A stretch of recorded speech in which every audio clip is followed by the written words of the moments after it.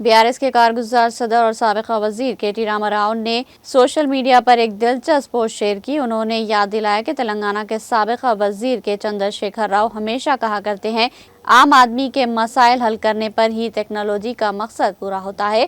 K.T.. Rama Rao ने कहा कि तेलंगाना के नौजवानों की तख्लीकी सलाहियतों को उभारने और उन्हें बासलाहियत सनती कारोबारी बनाने के जज्बे के साथ साबिका बीआरएस हुकूमत ने टी हब, पी हब और टी वर्कर्स जैसे इदारे कायम किए थे। इन्हीं में से टी हब के ताउन से इंसाफ के लिए जद्दोजहद करने वालों की मदद के लिए एक तेलंगाना का नौजवान सामने आया। ये नौजवान कंडी का आदर्श है, जिसने CLNS नामी मोबाइल एप्लीकेशन तैयार की, जो सिर्फ ₹1 में कानूनी मशवरे फराहम कर रही है। ये खिदमात मुल्क भर में दस्तियाब है और आदर्श तेलंगाना का विकार बढ़ा रहे हैं।